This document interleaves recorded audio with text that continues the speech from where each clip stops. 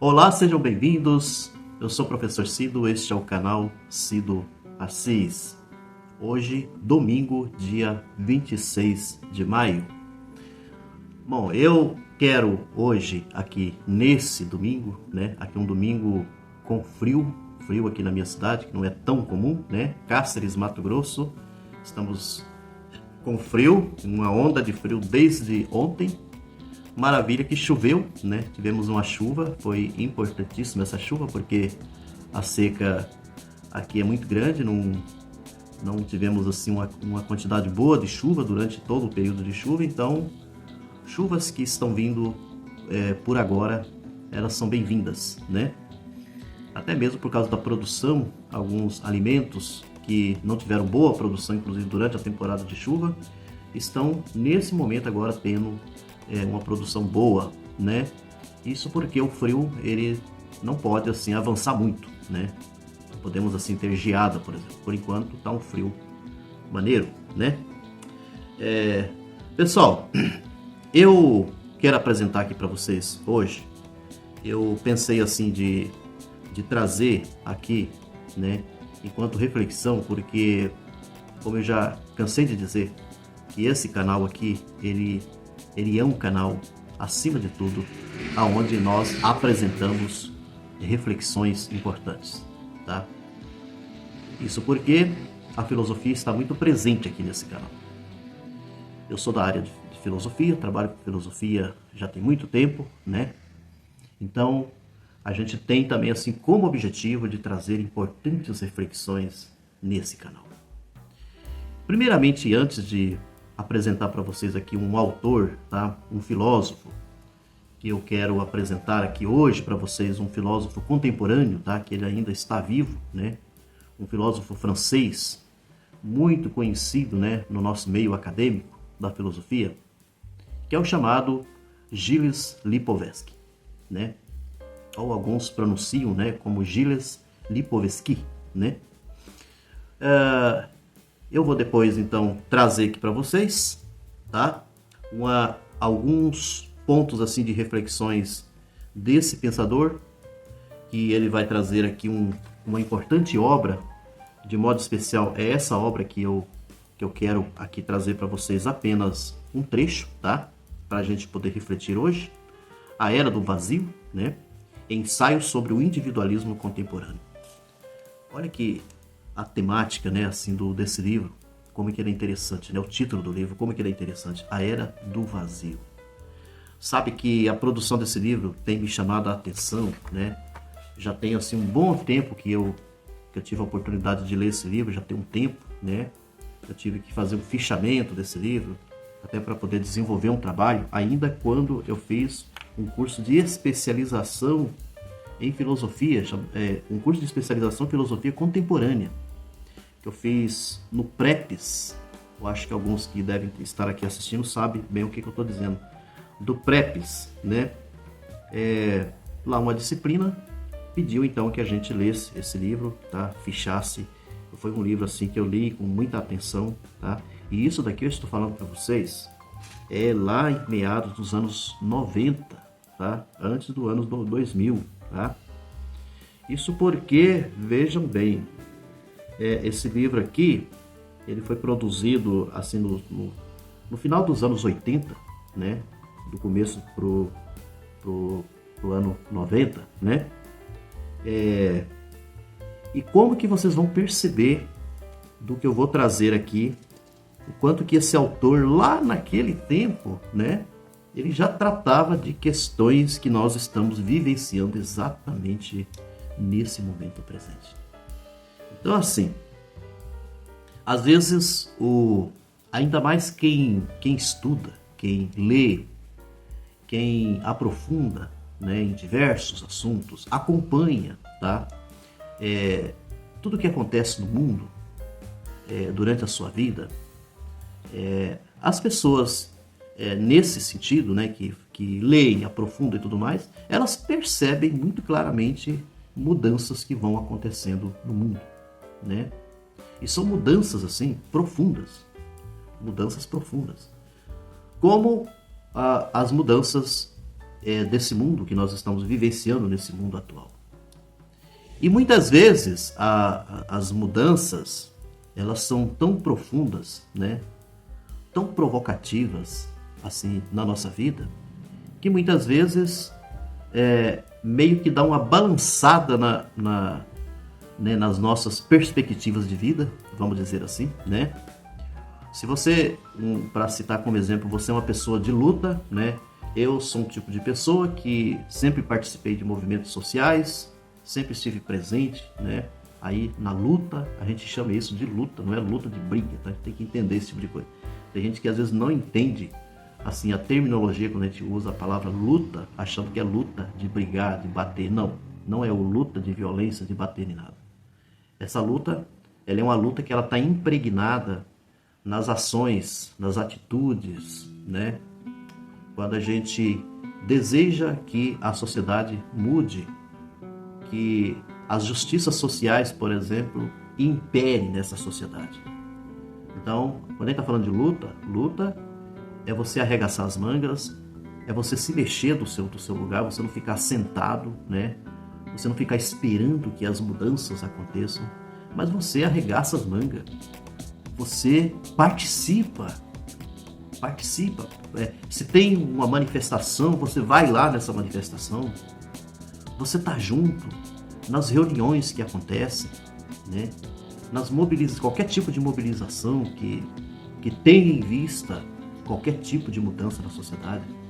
Lutas por mais justiça social. Então, isso aqui é luta. Luta, eu estou falando um pouco nesse sentido.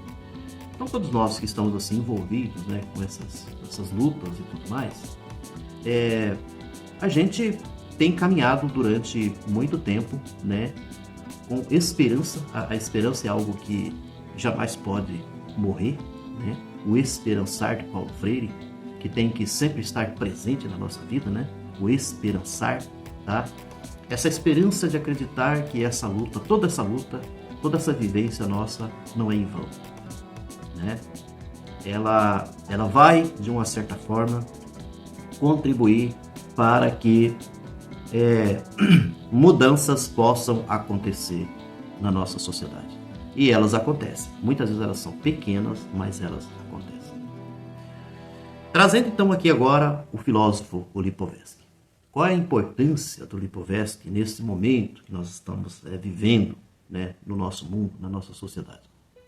Isso porque nós já sabemos inúmeras vezes, quantas vezes a gente tem falado aqui, não só aqui, mas em muitos canais de esquerda, sobre o avanço da extrema-direita, por exemplo, né?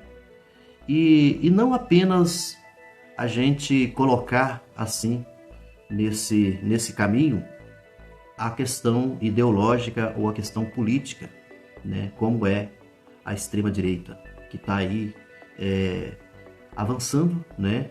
Teve o seu avanço na Europa, está tendo, né, o seu avanço na Europa, Estados Unidos correndo o risco de voltar novamente o Donald Trump lá, e o Brasil ainda não está totalmente descartada a hipótese de repente, essa extrema-direita voltar também aqui no Brasil.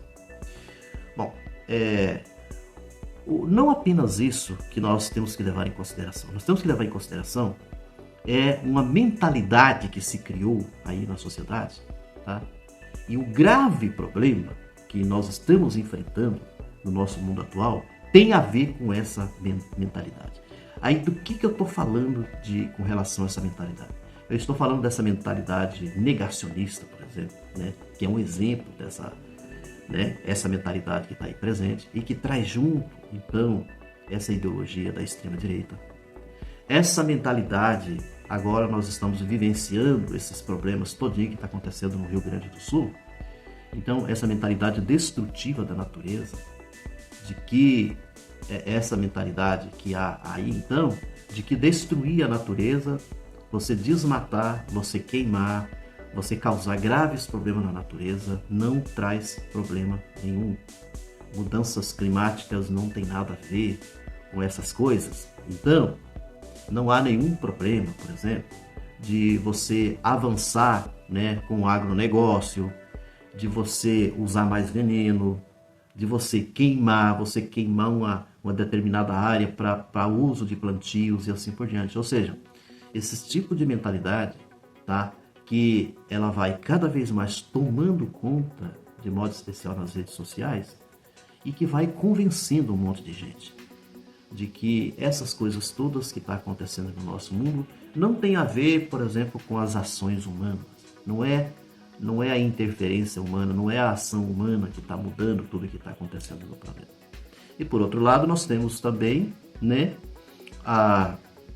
um outro entendimento, o entendimento religioso, né, esse tipo de religiosidade que inclusive tomou conta, né, ou está tomando conta do Brasil, tomando conta também do nosso mundo, né, aonde a gente coloca assim uma espécie de extremismo também dentro do campo religioso, né, aonde se acredita então num sentido assim apocalíptico, né, de que há um castigo divino, um castigo de Deus. Então, por exemplo, tudo que está acontecendo no Rio Grande do Sul teria então assim um dedo divino do castigo, tá?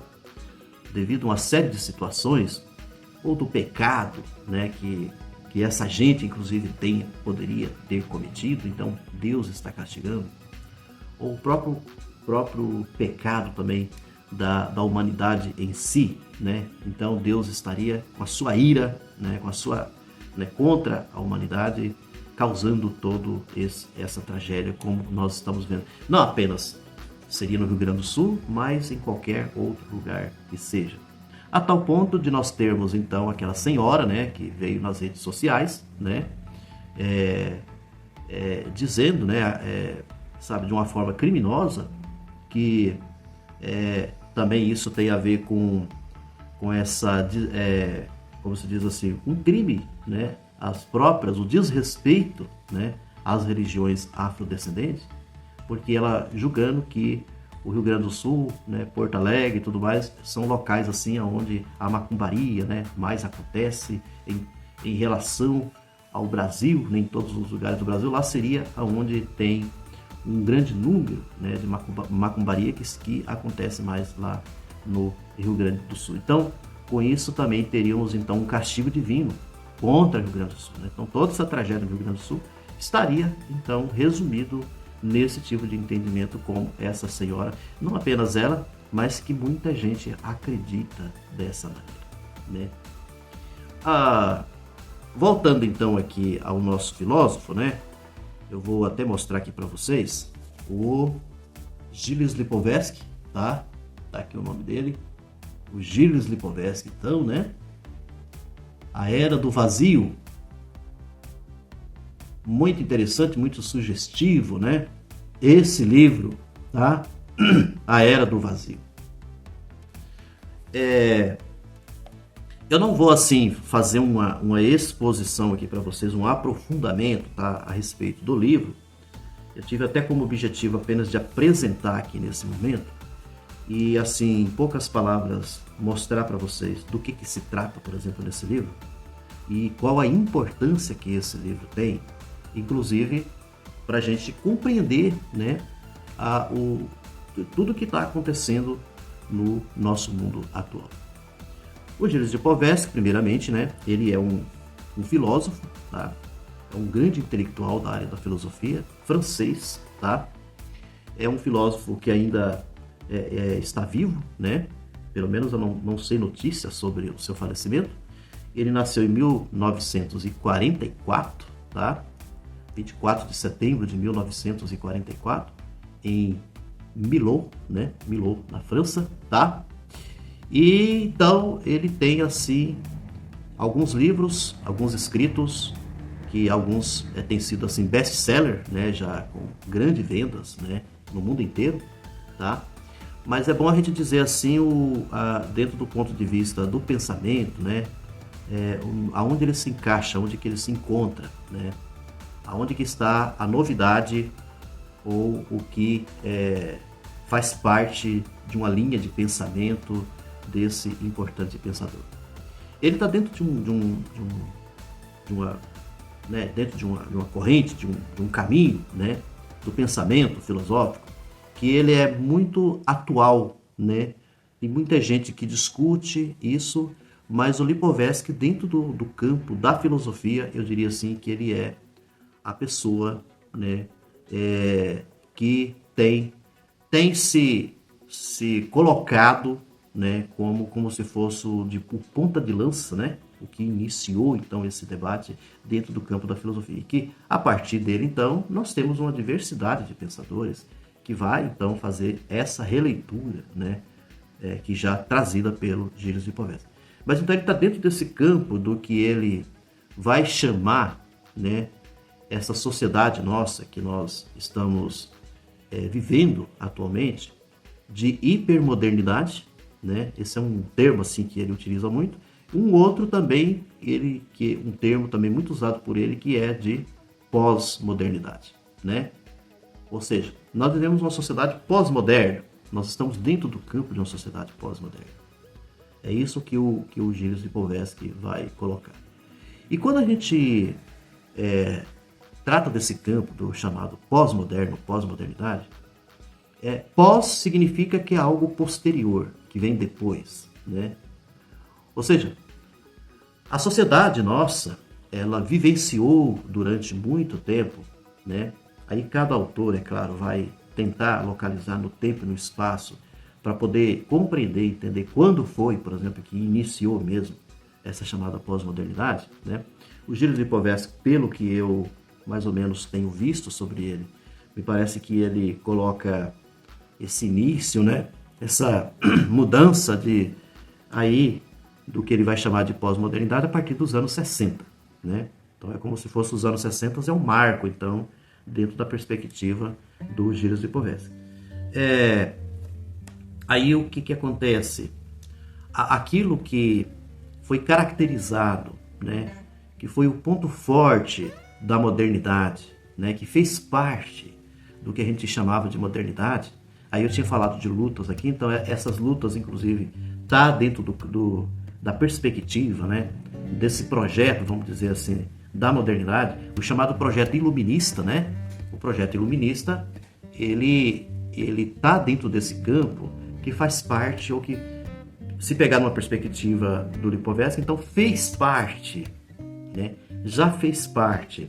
Se considerarmos que essa mudança, então, já está numa caminhada até um pouco longa na sociedade que nós estamos vivendo hoje, que é essa pós-modernidade. Então, esse projeto iluminista, esse projeto da modernidade, projetos, vou dar um exemplo para vocês assim, a luta pelos direitos humanos, né? A luta pelos direitos humanos é um projeto que fez parte, por exemplo, da modernidade. E que dentro do campo da modernidade, dá para dizer que essas coisas lá da modernidade morreram? Não é bem isso o que o Lipovetsky está dizendo. Elas não morreram, mas elas mudam de roupagem, elas mudam de configuração, né? Já não é o mote principal, já não é algo definidor, por exemplo, desse tipo de sociedade que nós vivemos hoje. Então nós temos outros motes, algo assim mais definidor de uma sociedade que nós vivenciamos hoje, que é essa sociedade pós-moderna, né? Então muitas perspectivas, né, que fizeram parte durante a modernidade. Vocês querem ver um outro detalhe também, só para citar como exemplo? A questão do marxismo, a questão da luta pelo comunismo, a questão da luta pelo socialismo, tá? Nós tivemos então a queda do muro de Berlim, né, que foi um grande sinal, então, dessa, vamos dizer assim, não é bem uma derrocada no sentido de que acabou, né? Mas que deu uma sustentação para que essas perspectivas, a própria ideologia em si, a própria utopia em si, né, do acreditar de que o socialismo, por exemplo, seria possível, né, na nossa sociedade, tendo em vista que nós tínhamos, inclusive, países socialistas, né, antes da queda do Muro de Berlim, que se sustentou, né, durante um bom tempo, durante a questão da Guerra Fria, aquela coisa toda, e de repente ela se desmorona. Então você tem um desmoronamento nesse período aí. Isso muda. Esse é o sentido, por exemplo, que o Lipovetsky está querendo colocar, ou que ele tem colocado na produção desse material muito rico dele aqui. E nessa obra ele vai trazer então esse título, A Era do Vazio. Então nessa obra ele vai discutir então essa pós-modernidade, né? O que nós temos inclusive nessa sociedade nossa hoje atual, que seria então a representação, o reflexo, por exemplo, dessa pós-modernidade, né? Então uma das coisas assim fortíssimo que ele vai tratar aqui tem a ver com a questão do individualismo, né? O individualismo. Isso é muito interessante, como que na pós-modernidade o individualismo ele é crescente, né? Ele toma mais força, né? Se sustenta mais o individualismo. Aí às vezes tem gente que pode até dizer assim, mas como que podemos pensar num individualismo nos moldes atuais, sendo que nós temos celular, nós temos as redes sociais, essa coisa toda. Mas aí é que está o grave, o grande, não só o grave, mas o grande problema, né? As redes sociais já está mais do que comprovado, redes sociais, celular, né? Está mais do que comprovado que nos leva cada vez mais ao individualismo. É o contrário do que nós imaginamos, porque no real, né, tirando fora como é que fala, o lado virtual, né? Virtualmente falando, você tá aí congregado com um monte de gente, você conversa com um monte de gente, como é a questão do WhatsApp e assim por diante. Só que na realidade, no real, você está sozinho, você está isolado, você não tem um contato com as pessoas. Então, hoje em dia, cada vez mais há uma tendência, por exemplo, da gente não ter esse contato com as pessoas. Só em alguns momentos que nós temos esse contato, né? Às vezes uma festa, uma confraternização, nós vamos nos encontramos. Mas mesmo assim, é a maior dificuldade do mundo de você fazer com que as pessoas vão até lá e se encontrem. E sem dizer que há rapidez em tudo, né? Tudo tem que ser de forma rápida, fast, né? Que é o rápido. Não pode ser demorado, nada pode ser demorado. Os encontros não podem ser demorados. E as pessoas, em grande parte, não vê tanta importância assim nos encontros que nós fazemos. Muitas vezes nós nos encontramos, nos alegramos, ficamos felizes, mas a gente não dá tanto sentido para esse encontro, tá? Porque exige um meio fácil, a facilidade, né? O isolamento, né? Que você vai para o seu quarto, que você vai para sua casa, você se isola do mundo, você se isola da sociedade e parece que está tudo bem.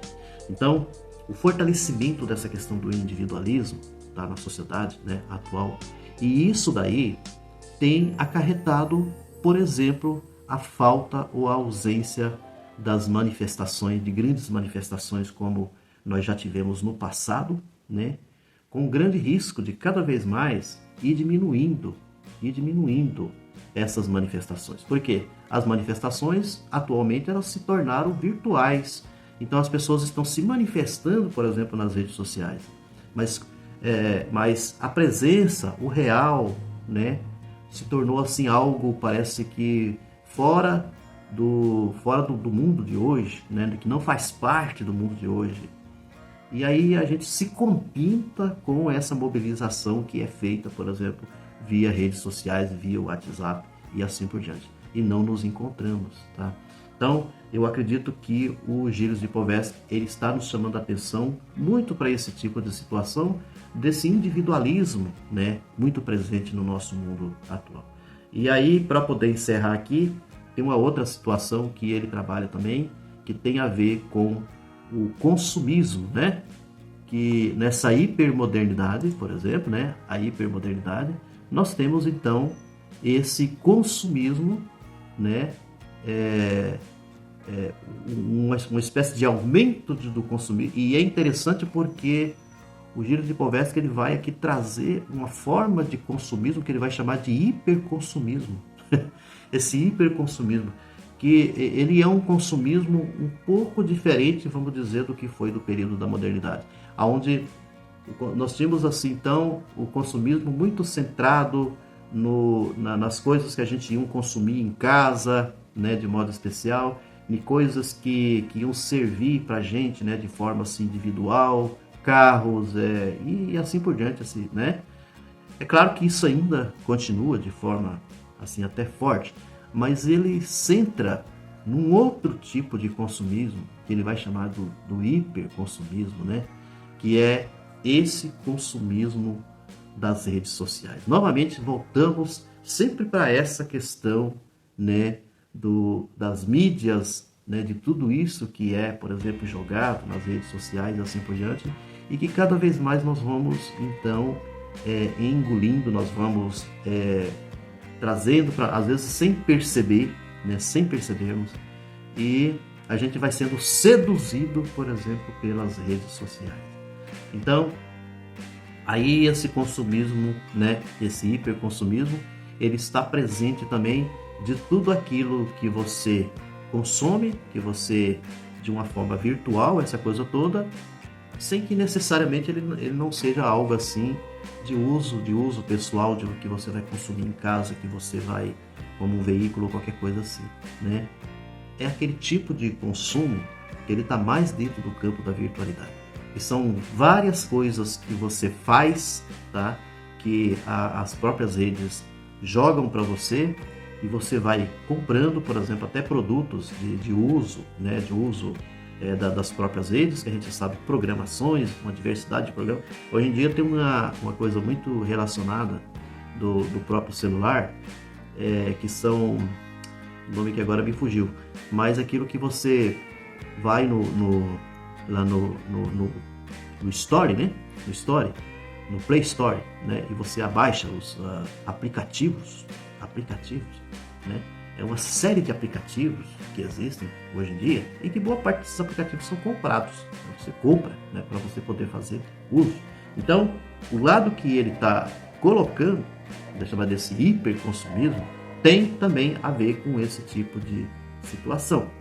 E que essas coisas todas, no fundo, vai então nos direcionando a um individualismo exagerado e também ao vazio, né, que ele coloca aí, então, essa era do vazio, um vazio cada vez mais presente na nossa sociedade. E em meio a esse vazio, então, nós vamos ter uma diversidade de doenças neurológicas, de modo especial, muito presente hoje na nossa sociedade. Quanto que nós não temos aí de doenças e mais doenças neurológicas, né? Cerebrais, tá? Estresse, devido ao estresse, e assim por diante, que vai cada vez mais aumentando, tendo em vista exatamente a esse vazio que está muito presente no nosso meio social dos dias atuais. Isso que eu tinha de trazer hoje aqui para vocês. Desejo tudo de bom, espero que essa reflexão tenha sido importante para você que me assiste, né? E que pense junto com a gente. Escreva aí, tá, o seu comentário, escreva mesmo, comente o que você, inclusive, tem até entendido a respeito disso, comente até, inclusive, o que você quer saber mais, inclusive, sobre o Gilles Lipovetsky, tá, que é esse importante pensador que pode trazer luz para nós poder entendermos esse mundo, né, que nós vivenciamos hoje, que seja talvez um mundo pós-moderno, quem sabe, né? Um abraço e até a próxima.